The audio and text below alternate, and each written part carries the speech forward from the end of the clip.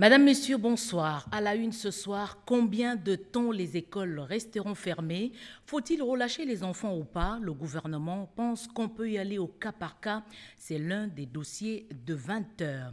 Les sages-femmes sont exposées à la contamination au Covid-19. Parmi elles, des hommes qui aident les femmes à accoucher, nous les avons rencontrés. Une pensée pour toutes les mères du monde. La journée leur a été dédiée. Quelques notes de musique dans cette édition d'information. Voilà tout pour les titres. Bienvenue au journal Magazine. Mais d'abord, l'actualité.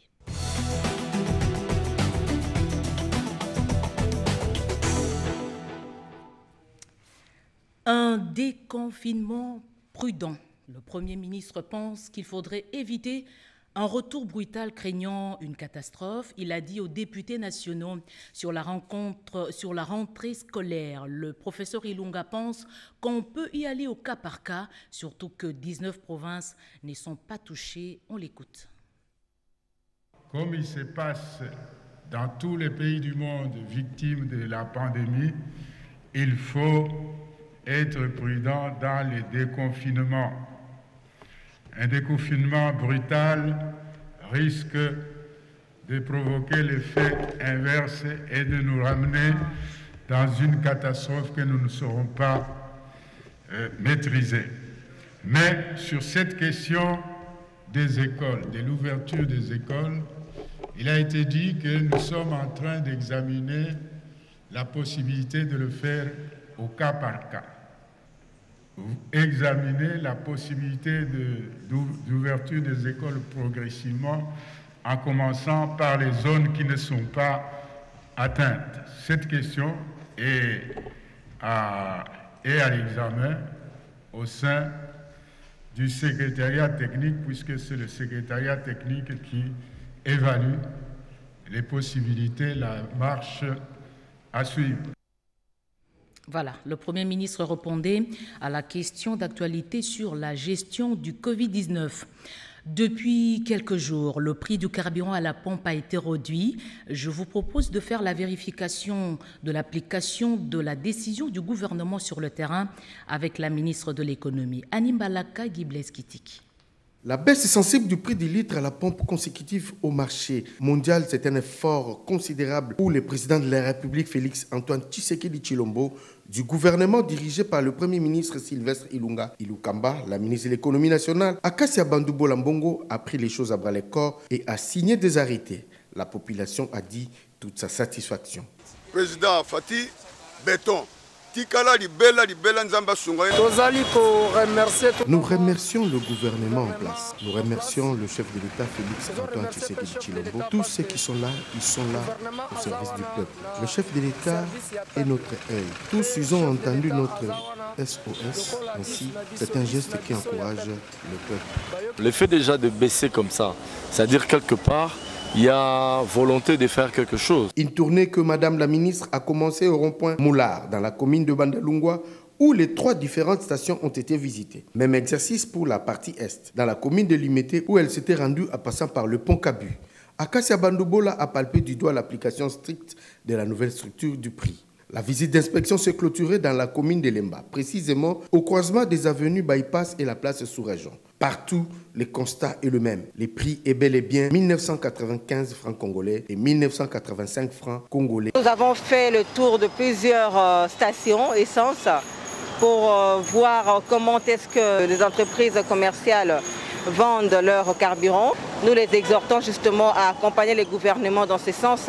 C'était un tour où nous avons juste vérifié la structure de prix actuelle publiée depuis les CIM. Tout ça, nous le faisons pour l'intérêt de notre population. C'est une première depuis 5 ans. La dernière baisse a eu lieu le 23 juillet 2015 où le prix du litre à la pompe est passé de 1440 francs à 1350 francs congolais. La baisse du baril dans le marché mondial n'a jamais eu des incidences en République démocratique du Congo depuis tout ce temps. Il fallait le faire. Félix Antoine Tshisekedi Tshilombo, président de la République, y était là pour le faire au nom de la population congolaise. Restons sur le terrain. La route Kimboala traversant les communes de Ngaliema et Mongafula, totalement délabrée, va être réhabilitée. Les travaux ont été lancés hier ici à Kinshasa par le vice-premier ministre des Travaux publics, Willy Ngopos et Rudis Kitutumodiri. La promesse du vice-premier ministre des Infrastructures et Travaux publics, celle de réhabiliter les routes d'intérêt capital, se concrétise. Willy Ngopos a débuté sa tournée dans la commune de Ngaliema quelques semaines après sa descente sur terrain pour un contrôle de routine. Au niveau de saut de mouton de pompage, le vice-premier ministre, ministre de ZTP, avait constaté la dégradation de la voirie secondaire qui va de pompage jusqu'à Don Bosco en passant par Kimboala. Il avait promis à la population de ce coin la réhabilitation de cette bretelle de Kimboala. Une autre entrée au saut de mouton de pompage déjà fin prêt. Après avoir obtenu les ressources financières du gouvernement, Willy Ngopos est revenu cette fois-ci pour tenir sa promesse. Accueilli par le bourgmestre de la commune de Ngaliema, Willy Ngopos a lancé officiellement les travaux qui seront exécutés par l'Office de voirie et drainage sur 3 km. Occasion pour le bourgmestre de Ngaliema de louer la promptitude du vice-premier ministre de ZTP. Émotionnés, les notables de Kimboala ont manifesté leur joie. Après Kimboala, direction avenue Grand Séminaire dans le quartier Nganda dans la commune de Kitambo. Ici, Willy Ngopos est allé s'enquérir de l'évolution de travaux de réhabilitation. Le vice-premier ministre de ZTP a poursuivi sa tournée cette fois-ci à Kianza pour inspecter les travaux de construction du pont qui va relier les communes de Lemba et Ngaba. Ici, les travaux ont repris avec les génies militaires. Sans transition, le vice-premier ministre des ITP se dirige sur l'avenue de la Paix dans la commune de Matete. Ici, le constat est amer. L'avenue s'est dégradée, a même perdu sa largeur faute de construction anarchique. La population indignée explique au vice-premier ministre les réalités vécues. Après cette alerte, Willy Ngopos décide de faire quelques pas pour constater lui-même l'état de la route. Humaniste, Willy Ngopos annonce directement les lancements de travaux. Partout où il est passé, Willy Ngopos, vice-premier ministre des Infrastructures et Travaux publics, tient à la qualité et durabilité des ouvrages. 3 conteneurs de biens pour la population vulnérable en cette période de crise sanitaire. Un geste du député national Alita Chamala. Le don a été remis au cardinal Fridolin Ambongo.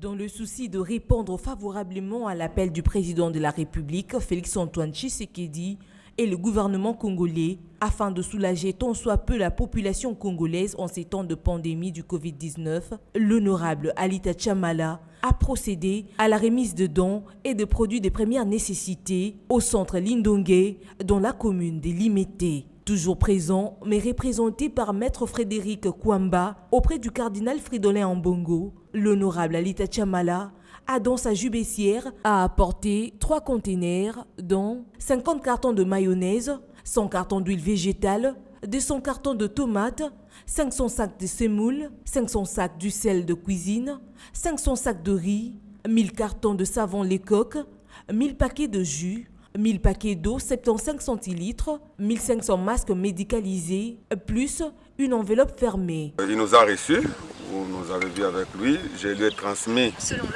les messages de l'honorable Alita Chamala, qui a voulu premièrement le remercier et lui faire voir que depuis le 18 mars, après avoir reçu l'appel du chef de l'État à la solidarité nationale, il s'était dit que ces messages n'allaient pas passer.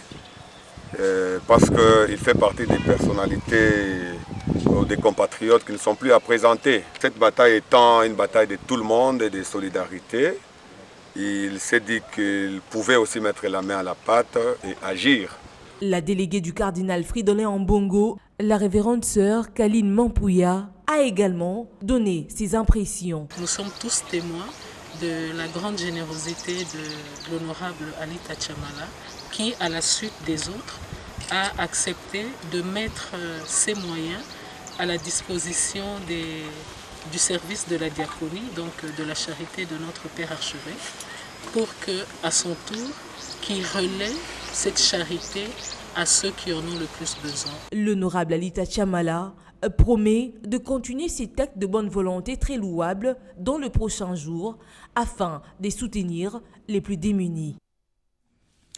Jacquemain Chabani, ancien secrétaire général de l'UDPS, lui aussi a posé un acte de générosité vis-à-vis de la population vulnérable. Il a choisi le quartier Mbanza-Lemba dans la commune de Lemba. Fifi Mukundi.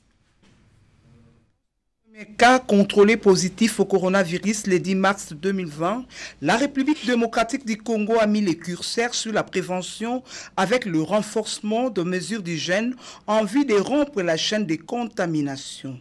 C'est dans ce cadre que Maître Jacquemain Chabani, l'ancien secrétaire général de l'Union pour la démocratie et le progrès social, a sensibilisé les vendeurs de marché Mbanza-Lemba sur les mesures de prévention contre le coronavirus. Jacquemain Chabani, accompagné de son épouse, a distribué des masques, des gels désinfectants et plusieurs biens nécessaires pour permettre à ces coins de la capitale de pouvoir surmonter la pandémie du coronavirus. Comme tout le monde le sait, notre pays, comme pratiquement tous les pays du monde, est attaqué par ce virus, cette pandémie qui déstabilise le monde. Nous avons insisté sur le fait qu'il faut que chacun d'entre nous prenne conscience de la réalité de cette maladie. Le coronavirus est parmi nous, il est en République démocratique du Congo, il est à Kinshasa. La descente de cet ancien secrétaire général de l'IDPS va en droite ligne avec l'appel du président de la République, Félix Antoine Tshisekedi Tshilombo, qui a invité la nation congolaise à l'union sacrée contre le coronavirus. Dans la même veine, l'artiste musicien chrétien Mike Kalambai a fait un don de plusieurs kits de lavage de mains et des cartons de désinfectants à la maison communale de Lingwala et au centre pour handicapés de Kinshasa, Getio Matuku. La crise sanitaire qui secoue la capitale Kinshasa avec un taux de contamination qui ne cesse de prendre les allures inquiétantes, l'artiste musicien chrétien Mike Kalambai ne pouvait pas rester indifférent et insensible au malheur qui frappe la population de Kinshasa, épicentre du Covid-19 en RDC. La première étape de sa ronde était la maison communale de Lingwala, ensuite celle de Kinshasa. Partout où il est passé, il a sensibilisé la population sur cette pandémie qui continue de sévir et d'endeuiller les familles. Dans sa gibecière, il avait entre autres 180 kits de lavage de mains, 250 cartons de désinfectants, 750 masques, 150 cartons de lait de 2500 grammes, 50 sacs de haricots et autres vivres. Après remise de ces kits à la maison communale de Kinshasa, il a fait la visite des installations de cette commune. Ensuite, il est passé également sensibiliser les démunis placés au centre pour handicapés de Kinshasa. Leur hôte, Mike Kalambai, leur expliquait l'importance de respecter les mesures barrières afin de lutter contre le coronavirus. La pédiatrie de Kalembe-Lembe n'était pas restée du reste. Le coronavirus existe bel et bien déjà. Nous avons quelques cas déjà enregistrés. C'est une réalité, tout en respectant toutes les mesures barrières. Mais cette action d'aujourd'hui, elle est faite conjointement avec le département du social de l'Église, dans ce ministère que nous dirigeons. Nous avons joint nos efforts, question de pouvoir mener cette action. Le même geste était posé au centre hospitalier Vijana où sont internés les patients atteints du Covid-19. Et le home de vieillard de Kabinda était le dernier site de sa ronde où les personnes de troisième âge vulnérables au coronavirus ont été sensibilisées sur les règles d'hygiène et les mesures barrières à observer en dépit de cette pluie dense.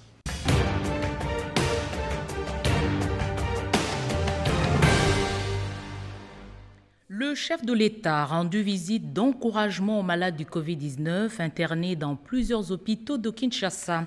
Félix-Antoine Tshisekedi Tshilombo a également évalué l'évolution des travaux de Saut-de-Mouton, la semaine du président. Membres de la task force du ministère de la Santé et du secrétariat technique du comité multisectoriel de la riposte au coronavirus se sont retrouvés en début de semaine autour du président de la République pour une séance d'évaluation de la situation de cette pandémie en RDC et une réunion qui s'est tenue dans le respect strict des mesures de protection contre le Covid-19, notamment celle de port de masque et de distanciation. Sous la haute direction du chef de l'État, Félix-Antoine Tshisekedi Tshilombo, la rencontre a permis de débattre des divers points, notamment la problématique des écoles avec l'examen de voies et moyens d'éviter une année blanche partout sur toute l'étendue du pays et le plan de décontamination dans les centres pénitentiaires. De manière globale, l'évolution de la riposte au Covid-19 va à bon train, a indiqué le ministre de la Santé au sortir de cette entrevue. Etienne Longondo a toutefois réitéré l'appel au respect par la population des mesures sanitaires, des barrières au coronavirus. Le président de la République a quitté sa résidence dans l'avant-midi de jeudi 7 mai pour une visite des compatriotes atteints de coronavirus dans des centres hospitaliers de la ville de Kinshasa. La ronde a commencé par la clinique Ngaliema, devant le pavillon 6, le chef de l'État qu'accompagnait son épouse. La première dame, Denise Nyakeru Tshisekedi, a été accueillie par le médecin directeur et les personnels soignants de la clinique. Le docteur Congo Minga a indiqué que la clinique Ngaliema reçoit le nombre le plus important des malades de Covid-19. 16 malades viennent de guérir. Ils ont reçu, au nom du chef de l'État, des attestations de leur sortie de l'hôpital des mains du ministre de la Santé publique, Eteni Longondo, au cours d'une cérémonie à laquelle on a noté la présence du directeur de cabinet adjoint Désiré Cachemire Eberand Kolongele et le gouverneur de la ville de Kinshasa, Gentini Nkobila. Les malades guéris ont vivement exprimé leur remerciement au président de la République Félix-Antoine Tshisekedi Tshilombo pour leur meilleure prise en charge durant toute leur période de traitement.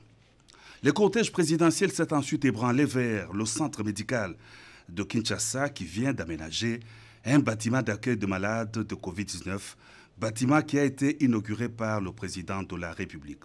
Sous les explications du responsable du CMK, Rodolphe, le chef de l'État a visité la grande salle de ce centre, mieux équipée pour l'accueil de malades d'une capacité de 60 lits. À l'Institut national de recherche biologique, le chef de l'État a été l'hôte d'hommage du docteur Jean-Jacques Mouyembe, coordonnateur du comité multisectoriel de la riposte au coronavirus, qui l'a conduit avec la suite présidentielle dans les centres de formation des biologistes avant la visite du nouveau laboratoire moderne de l'INRB. Cet institut national effectue des diagnostics biologiques de Covid-19 de tous les échantillons des différents centres de dépistage. De l'INRB cap sur l'hôpital du Cinquantenaire. Sur place, le chef de l'État a reçu les explications du docteur Azeb Rahman sur la situation des malades hospitalisés dans cette formation médicale. 5 malades guéris attendent de sortir de l'hôpital du Cinquantenaire. C'est par l'hôpital sino-congolais d'Endjili que le couple présidentiel a clôturé la visite des centres d'hébergement de malades de Covid-19. Le médecin directeur Giscard Kampanga a présenté au chef de l'État la situation générale de l'hôpital sino-congolais. Partout où il est passé, le président de la République a été chaleureusement accueilli par les médecins, directeurs, personnels soignants et les malades qui se sont réjouis de la visite de réconfort moral du père de la nation. Sur le chemin de retour, après la visite de quelques hôpitaux accueillant les malades de Covid-19, le président de la République Félix-Antoine Tshisekedi Tshilombo a visité les travaux du saut des moutons au niveau du carrefour du quartier des Bonhommes sur le boulevard Lumumba. À ce jour, les travaux de cet ouvrage sont exécutés à 80%. Il reste le remblayage de 2 rampes de la montée et la descente avant leur phase d'asphaltage. Sous une pluie battante, le chef de l'État est monté sur le pont du saut des moutons de Bonhomme, dont les 3/4 des travaux ont été exécutés. Au niveau du saut des moutons visité par le chef de l'État au rond-point Mandela, dans la commune de la Gombe, les travaux sont exécutés à 95%. L'imposante structure est en place. Elle a pris toutes ses formes. Il ne reste plus que l'asphaltage du pont et de 2 rampes. La chaussée aura 2 bandes aller et retour. Le saut de mouton du rond-point Mandela est au stade de finition. Il n'attend plus que la couche de roulement. 4 personnes ont été tuées par des bandits à main armée à Lubumbashi, une tuerie qui a créé de l'émoi dans la population. L'université de Bukavu a présenté des respirateurs fabriqués par le génie congolais. Voilà quelques titres de la semaine en 5 commentés par Fifi Mukundi. Covid-19 a dominé l'actualité de la semaine qui s'achève. Les 2 chambres du Parlement ont autorisé pour 15 jours la prorogation de l'état d'urgence sanitaire. C'est après la réplique du Premier ministre sur les questions d'actualité. Le chef du gouvernement a devant les élus proposé la mise sur pied d'un programme d'urgence pour atténuer les conséquences du coronavirus. Au Sud Kivu, les chercheurs de l'université de Bukavu ont présenté les appareils respirateurs, l'œuvre des génies créateurs de cette formation universitaire. Le docteur Fidel Vangoulou Tété a de son côté mis en place un schéma thérapeutique pour lutter contre le coronavirus. Ce dernier vient de les présenter au ministre de l'Industrie. Cette semaine, 16 personnes guéries du Covid-19 ont quitté leur lit de l'hôpital du Cinquantenaire. La fondation Musée Laurent Désiré Kabila a quant à elle remis un lot de masques en tissu à la radio-télévision nationale congolaise, un geste salué par le directeur général de la RTNC. Dans le cadre des mesures de désengorgement des hôpitaux, 25 malades insolvables ont été libérés aux cliniques universitaires. Autre fait marquant l'actualité de la semaine, la police nationale congolaise a arrêté de voleurs, parmi eux quelques policiers. Ces inciviques ont pillé la maison d'Aîné Mwanasemi. La PNC a par la suite restitué les biens récupérés à la fille d'Aîné Mwanasemi. Dans le Haut-Katanga, 4 personnes ont été tuées dans une opération de bandits à main armée. Au Kasaï, 300 Congolais expulsés d'Angola sont arrivés à Kamako sans respect des procédures en la matière. Enfin, un fichier fiable pour les enseignants. Le rapport final du résultat du recensement a été remis au ministre de l'Enseignement primaire, secondaire et technique.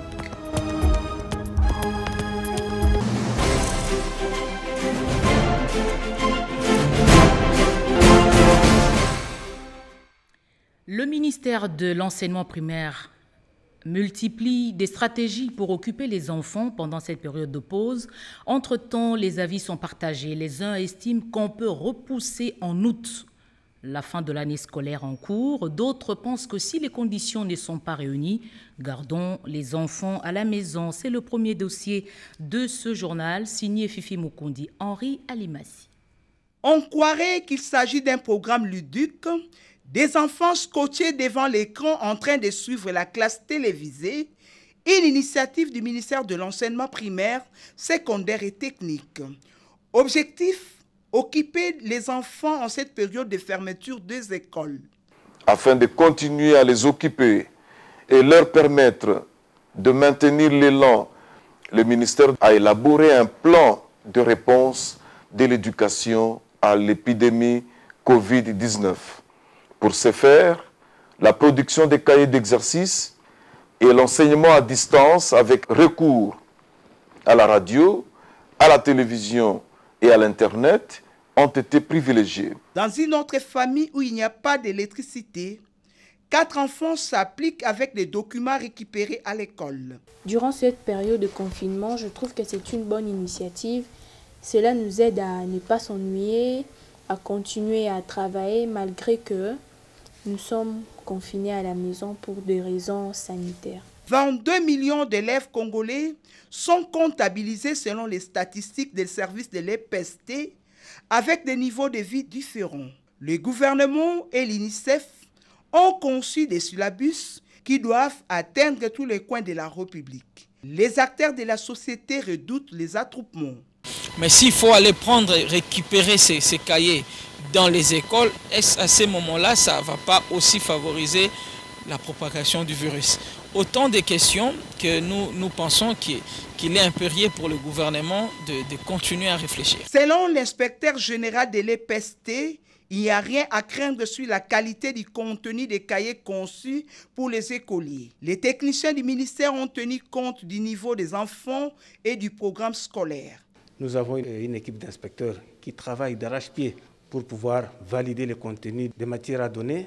Ils tamisent pour ne pas laisser passer des impuretés au niveau des élèves. Combien de temps vont tenir les enfants à la maison? Le secrétariat technique de la riposte ne s'est pas encore prononcé sur les risques zéro contamination en milieu scolaire. Dans les milliers de syndicats, certains proposent le prolongement des dates. Nous, en tant que syndicat, nous pensons qu'il est nécessaire que le ministère de l'EPST puisse envisager le réaménagement du calendrier scolaire, de l'année scolaire.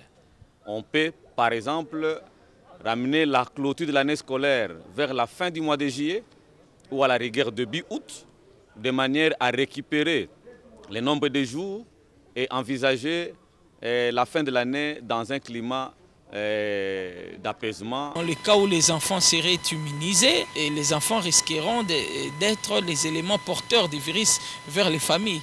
Et si en ces moments-là, les enfants transmettaient le virus dans leur famille ou dans des ménages, ça serait catastrophique. Et pendant le déroulement des cours, les enseignants ne seront-ils pas exposés? Quelle que soit l'issue, les parents, les enseignants et les élèves doivent être préparés à découvrir l'école après une longue période d'absence. Un système de santé à plusieurs vitesses a démontré ses limites. Les effets pervers du Covid-19 ont provoqué une crise sanitaire en République démocratique du Congo. C'est le dossier que propose Médard Mbouyal-Mangala. Le système sanitaire congolais est à la croisée du chemin. La crise sanitaire provoquée par le Covid-19 explique le choix d'interroger notre bouclier protecteur commun. Ces dispositifs présentent plusieurs visages. Le premier visage est celui de vieux bâtiments presque en état d'abandon dans des villages, sans matériel médical et dépourvus des médicaments essentiels. Le deuxième visage de l'hôpital public est incarné par quelques bâtiments réhabilités et qui bénéficient de l'attention tous azimuts des autorités dans les grandes villes. Le visage dominant et contradictoire, c'est celui de la concentration de la plupart des médecins à Kinshasa et à côté, l'absence de motivation du personnel soignant, aujourd'hui reconnus comme des héros dans la lutte contre le Covid-19. Au-delà de l'hôpital général qui est Mama Yemo, qui n'est pas répertorié d'ailleurs parmi les hôpitaux retenus, n'est-ce pas, face à, n'est-ce pas, la pandémie. Mais nous avons ce qu'on appelle des hôpitaux de référence, des hôpitaux de proximité. Où est passé l'hôpital général de Matete? Où est passé l'hôpital général de Makala? Où est passé l'hôpital général de Kisesu? Où est passé l'hôpital général de Ngaba? Lorsque nous ne sommes pas en mesure de réhabiliter des hôpitaux de proximité, nous aurons du mal à faire face, n'est-ce pas, à cette pandémie. Nous sommes en face d'un drame national. Nous devons aménager nos hôpitaux de proximité. Si on n'arrive pas à maîtriser Kinshasa, vous croyez que nous allons maîtriser Ituri? Vous croyez que nous allons maîtriser Rutshuru? Vous croyez que nous allons maîtriser Matadi? Je ne pense pas. Le contexte actuel est un moment d'interpellation pour tous. L'hôpital public est bien loin de rassurer. Des questions et des interrogations pleuvent de partout. Concernant le système de santé, le député Safou a raison de dire que le système de santé ne marche pas. Ça, moi-même, je l'ai constaté, parce qu'on ne peut pas comprendre que dans un pays, que vous ayez au même moment 4 épidémies. C'est inacceptable. Cela veut dire que le système de santé ne marche pas, surtout à l'intérieur du pays. Et c'est ainsi que je suis allé voir en Allemagne, aux États-Unis, en France, pour rencontrer les partenaires. Et j'avais des résultats. Et selon nos partenaires, c'est à partir du mois de mars que l'argent devait être libéré pour que, avec mon équipe, nous commençons à renforcer la capacité de notre système sanitaire. Mais je ne vais pas baisser les bras, honorable Safou. Je crois que dès que cette épidémie passe, je vais recontacter les partenaires, d'ailleurs avec qui je suis en contact permanent, qui me promettent que dès que l'épidémie passe, nous allons reprendre avec nos projets. Donc il y aura de construction des hôpitaux au niveau de l'intérieur du pays. La formation de prestataires, médecins, infirmiers et consorts. Les équipements, les médicaments. Donc tout ça à l'intérieur du pays, nous allons exécuter ces activités-là. Et aussi à Kinshasa. L'analyse est-elle trop sévère en ce qui concerne l'hôpital public en République démocratique du Congo? La crise du coronavirus a démontré la vulnérabilité de notre système de défense sanitaire. La demande sociale est très importante, ce qui impose une réponse publique adaptée aux besoins. Des hommes dans des salles d'accouchement pour aider les femmes à donner la vie. Ils sont aussi appelés sages-femmes. Constance Mananga a rencontré un de ces rares hommes qui partagent le secret des femmes. La RDC perd 3 femmes par heure suite à l'accouchement, ce qui la place à ce jour parmi les pays ayant un taux élevé de la mortalité maternelle et pourtant les causes de ces morts sont souvent évitables. Il existe un acteur clé dans la lutte contre la mortalité maternelle et infantile appelé donneur de vie, les sages-femmes. Ces dernières viennent en aide aux femmes lorsqu'elles sont les plus vulnérables. Elles sont une épine dorsale des systèmes de santé maternelle qui aident à mettre au monde les bébés et leur mission va bien au-delà. Mais qui sont ces sages-femmes? Sont-elles femmes ou hommes? L'exemple le plus illustratif, c'est cet homme, Ambro Kakabeya, clinicien de la pratique sage-femme qui exerce ces métiers. Le métier n'a rien à voir avec le sexe. C'est comme nous avons des infirmiers hommes et femmes, nous avons des médecins hommes et femmes, nous avons des techniciens de laboratoire hommes et femmes. Le sage-femme aussi, il y a des hommes et des femmes. C'est peut-être l'appellation qui est en train de créer peut-être confusion. Mais aujourd'hui, je révèle aux gens, ceux-là qui ont encore cette confusion-là, que sage-femme ne veut pas dire, ne se réfère pas au sexe de la femme. C'est un mot composé. Il y a 2 parties. Il y a sage, qui est une partie à part, et femme, une partie à part. C'est-à-dire quoi? Sage veut dire toute personne, donc homme ou femme, qui a reçu une formation, qui a eu des compétences d'accompagner la femme. Quelles sont les différentes motivations ou mieux, et qu'est-ce qui l'a attiré dans ces métiers de défenseurs infatigables de la santé et des droits des femmes et des filles en matière de sexualité et de reproduction? La passion vient d'abord du fond propre de la personne, donc ce que nous appelons le dévouement, donc un appel. La profession sage-femme, c'est d'abord c'est un art, c'est une science, c'est une philosophie, c'est une pratique, c'est un corpus de valeurs, c'est une autonomie.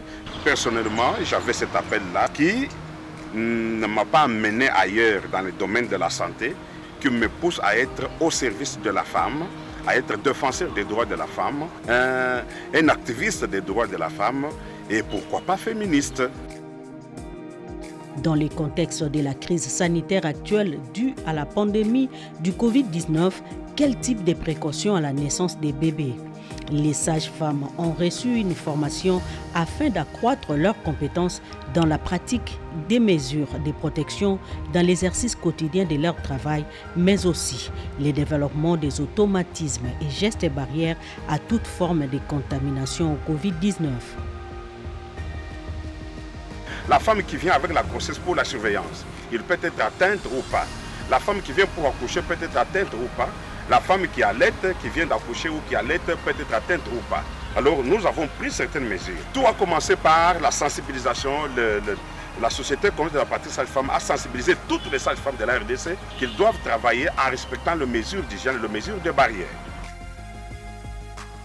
Soutenir les efforts des sages-femmes dans ces temps difficiles de la pandémie à coronavirus, c'est contribuer aux 3 résultats transformateurs dont 0 mortalité maternelle pour des causes évitables, la dotation des outils de protection pour l'accouchement des sages-femmes et femmes enceintes atteintes du Covid-19 ou non serait la solution au problème de distanciation sociale exigée comme l'un des gestes barrières.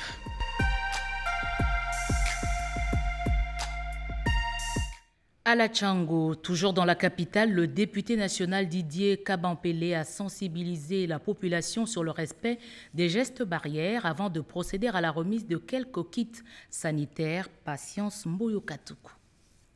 L'actuelle crise sanitaire due au coronavirus et les contraintes qu'elle impose n'a pas pu arrêter la détermination de l'honorable Didier Kabampélé de voler au secours de ses électeurs de la Tchango. C'est vendredi 8 mai, le député national est allé au contact de sa base de Massina et Kimbanteke pour la sensibiliser contre le coronavirus où tout doit passer par le respect d'hygiène édicté par les autorités sanitaires, mais également la distribution des kits sanitaires pour faire face au Covid-19. Le marché hindou, situé au quartier Siforko dans la commune de Massina, a constitué la première étape de cette tournée de l'élu de la Tchango. Didier Kabampélé a apporté dans sa gibecière des cartons de savon liquide, des désinfectants, des lave-mains et des masques. Lors de la distribution, il était fort et malheureux de constater un certain relâchement de respect des mesures barrières. Le député a tiré la sonnette d'alarme tout en rappelant les dangers que court la population face à la propagation du virus. C'est l'administrateur du marché hindou qui a réceptionné ces dons. Au marché Mukumbi, dans la commune de Kimbanteke, construit avec fonds propres de Didier Kabampele, il y a peu a bénéficié aussi de ces gestes et les bénéficiaires ont fait des éloges à l'endroit de leur élu. Pour boucler sa tournée, il est allé à l'hôpital Roi Baudouin à Massina où cet établissement sanitaire éprouve des difficultés pour s'approprier des masques et kits sanitaires. En tant qu'élu de Tchangou, je suis venu rappeler à mes frères, à mes sœurs, à mes parents, à mes aînés, de pouvoir observer strictement les mesures de protection contre le coronavirus. Les rappeler que la maladie existe et que réellement elle est là, elle est en train de tuer. Ces dons du député national Didier Kabampele tombent à pied nommé et donnent une réponse à ces problèmes. L'augmentation sensible des cas de contaminés inquiète le député Didier Kabampele qui craint de perdre un grand nombre de ses électeurs et les appelle au respect des mesures barrières qui doit rester primordial pour lutter efficacement contre le virus. Le recours à la chanson pour sensibiliser la population sur le danger du Covid-19, une nouvelle réalisation des artistes congolais. On écoute leur message. Virus Covid-19 et ça l'idée dans le monde entier. Nanoto lengela ba geste barrière, nengeti na ministère de la santé.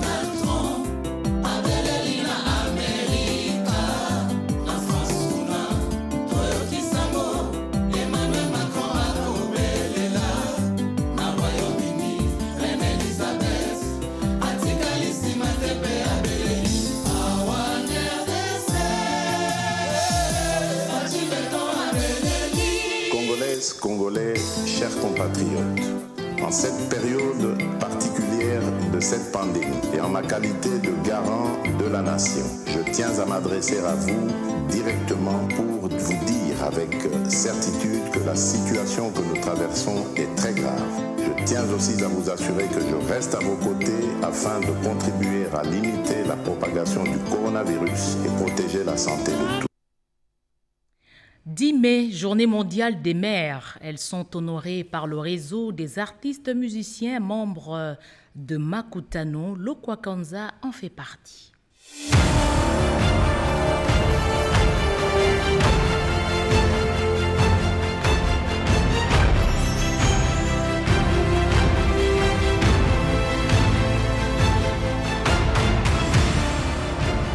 Mama, lelo na yembeli yo, lolango nanga, ya ya, tika na yembela yo, poza makasi, poza makasi, poza makasi, lelo na kumisi yo, mama.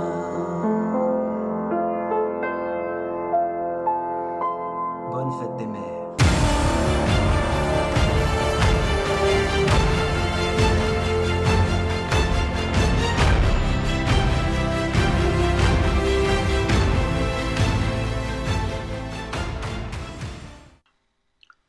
Solo moko te kokani na bolingo pesanga. Paoni moko te kokani na manso sala po na nga mama. Nasengi yo botondi. Botondi ba mama nyonso. Bonne fête.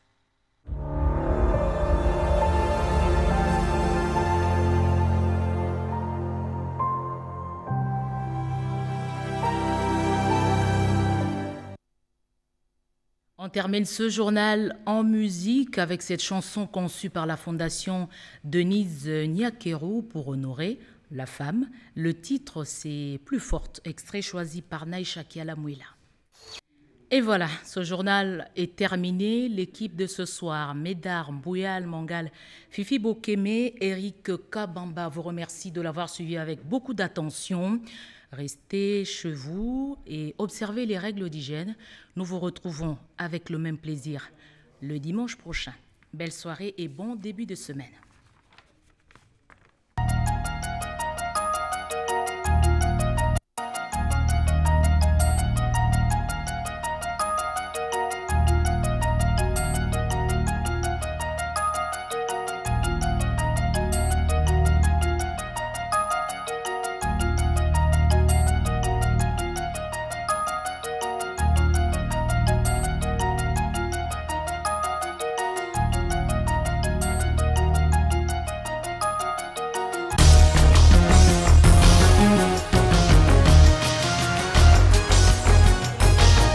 Thank you.